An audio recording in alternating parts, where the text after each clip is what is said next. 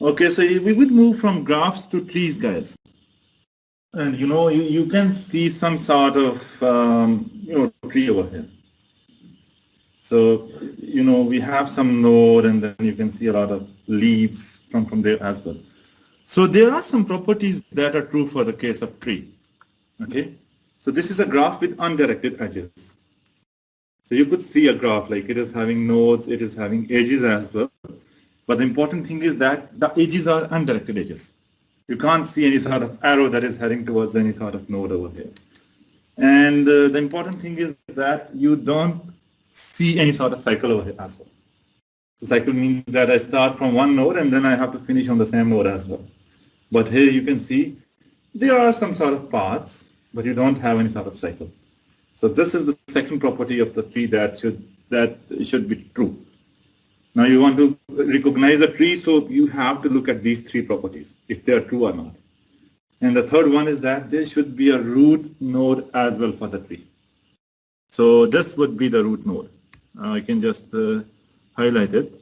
So this is the root node. And then again, these are extended leaves for the tree. And these would be some sort of bottom leaves that you could have for a tree. These are the leaves. These are known as bottom leaves maybe. Got this point? So this is somehow, I would say, a special case of a graph where you can have a tree. And these are the three properties that should be true for the case of tree as well. Now, if you move from this tree to another graph that is known as directed acyclic graph. Now, this is again more similar to the tree as well. You can see a root over there, and then you can see leaves as well. Now, how could you differentiate between a DAG and a tree? Now, if you clearly see at this DAG, you can't find any sort of cycle. Yes, this is somehow not a cycle. You start from here, you have to stop here. You start from here, you have to stop here. So you can't come back to the same node. So this means that no cycle is allowed in both tree as well as DAG. Now the only difference between tree and DAG is that you have some shared parents in the case of DAG. So the only difference between tree and DAG is that in the case of DAG we are allowed to have shared parents. So shared parents means that if you look at some sort of node and if you look for the parent of that node, so parent means the node coming upside that node. So you can have multiple nodes over there in the case of DAG. But in the case of tree, you have only one parent node. I mean, if you are staying at this node, if you look one step back, you can have only one node over there. This means that the only one parent is allowed in the case of tree. But here you can have multiple. Okay, so how could you formally describe a graph? Now we look at some sort of graphical representation. Now we would see how could we mathematically represent that graph. So I have told you already that you have a graph G.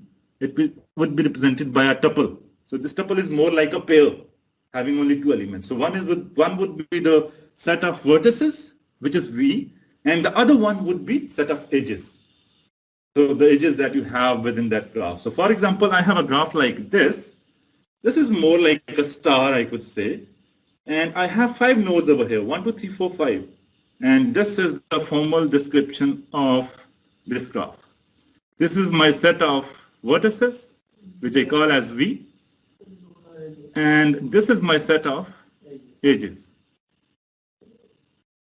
Now, why can't I have 1, 5 over here? Because I can go from 1 to 5 as well. They are undirected, so I can move from here to there or there to here.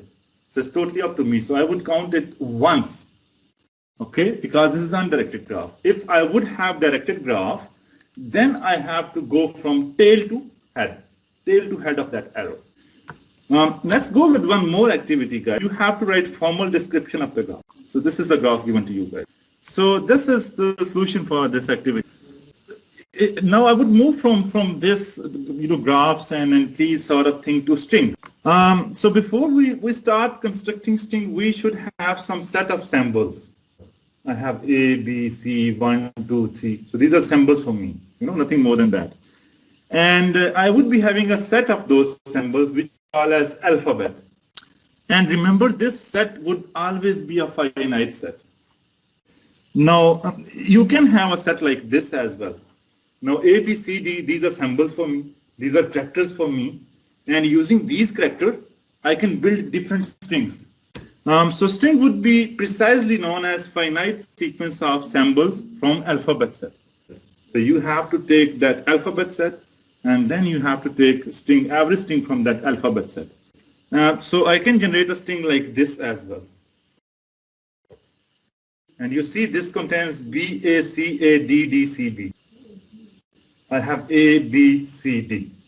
Now I can reuse those symbols as well. There is not any restriction like I can't use B 3 times. I can't use D 5 times. Yes, so that would be 8. Obviously, you have to count the number of characters as, you know, that symbols that are coming. So it would be 8 over here. And I could represent empty string with epsilon as well.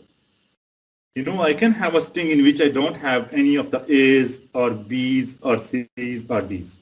That would be known as empty string. You know, in some books, it is used as lambda as well. And we can perform different operations on strings. We can concatenate two strings. And if I would be concatenating X and Y, that would become X, Y, and then for an example kind of X and Y strings, this X, Y looks something like that. And likewise, you can reverse a string as well. And you can do a lot of operations as well. I'm just explaining you a couple of operations that you can do on the strings. What about the language? So if you talk about language, so language is a set of strings. So if I talk about language, so you would be saying, okay, language is a set of strings. So if I say string, so you would, okay, this is a collection of some sort of characters or. So would these be languages for sigma is equal to A, B, C, D? Yes, they would be. Set of strings. Empty language would be empty set. This is your empty string language. This is your empty language. Now how could we describe these languages? Now we have multiple ways to describe our language, you know, and out of those we have 3 ways to describe our languages. One is enumeration, the other one is regular expressions, third one is context-free grammar. And if you talk about enumeration, so this is the simple one that we discussed in the last slide. You just enclose those individual strings in set. And if you talk about regular expressions, so these are some sort of, sequence generator. So they would actually generate strings for you guys. This AA means that this is a string. You just enclose this in the form of set and then this becomes your language. I can take a simple regular expression, which is A star B. Now this is the regular expression and this is used to generate strings for the language. So this star means that 0 or more occurrences, 0 or more occurrences of A. And now I have expression A star B. Now what strings exactly I can generate with this expression? So you keep on applying this star time and again. So first apply a star as 0 instance. So that would be B. B, AB, AAB, triple AB. Yes, perfect. So this means that you can call regular expressions as sequence generators or string generators. So once you have these strings with you, and you just enclose them in the form of sets, and that would become your language as well. So this means that this is the second way you can describe your languages. And third one is context-free grammar. You have some sort of rules, Rules means wherever you have S, you can replace this with DTD. If you have T, you can replace either with TT or ATB or epsilon. So these are some rules that you can find in context-free grammar. And if you keep on applying these rules, you can generate some strings as well. So now moving from these languages to Boolean logic, you have to deal with only 2 values as far as Boolean logic is concerned. So one is true, the other one is false. And you can use these different operators over there. One is conjunction, the other is disjunction, negation, implication, equality, and there are a lot of other operators as well. But I mentioned only some here. So and means that you have to consider both A and B. Or means either you can take this as true or this as true. So this is how they're going on with the things. And then you can have some complex properties as well. This is distributive law. This is distributive law over conjunction. And this is distributive law over distinction.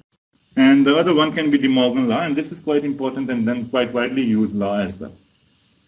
You can apply negation on both of these A's and B's, but you have to reverse the distinction conjunction or conjunction into distinction. Then we will go to the first order logic. So you know about Boolean logic. This is correct, okay? So you can have true or false. So maybe I can have a formula for Boolean logic as A and B, either true or false, and B can be either true or false. And then I would be taking conjunction out of that. But when I say for all A, B, this means that this formula is true for all A, B. So this means that if I put some quantification, so if any logical formula, that could be something like this, is taking some universal quantification, then that kind of formula is known as first order logic formula, or this one. So you can have a formula something like this. You could see this for all x over here. You could see there exists y. There exists y means, so this is known as there exists some y. So for all x means that this is true for every value of x. So whenever these kinds of quantification are appearing in your formula, you call that formula as first order logic formula. You can have them on predicates as well. You can have them on functions of functions as well. So when I say g of f of y, this means that I'm taking functions of functions. So this f of y would be evaluated first, and that would become argument of this g function. And then g would be giving you some sort of output. Okay, so let's move towards definitions and theorems. We have to talk about proofs. And for that, we should have some sort of theorems. And for theorems, you should know what exactly do you mean by theorems. Okay? When you talk about definitions, guys, so these are somehow describing some object. Okay? So these are somehow describing some object. So for example, I'm saying this is the lecture hall for seats. This can be a definition. And this is true. You don't need to prove this, that this is lecture hall in seats. This is something true. So definition is something that is true, and you don't need to prove this.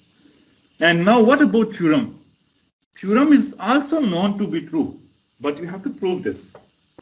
How would you prove that? You have to give some arguments behind that. We have some lemmas as well.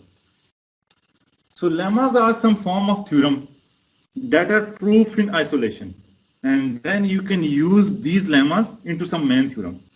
And finally, we have corollary. So corollary is something that is true, and it is easily provable using theorem. So for example, I proved a theorem which says x plus y is equal to y plus z. I can prove a corollary which says 2 plus 3 is equal to 3 plus 2. Yes, exactly. So this would be 3 plus 2. Now I don't need to do anything more for this corollary. I just use the proof of x plus y is equal to y plus z, and it would be proved in one step. So corollary can be a special case of theorem as well. You can call that as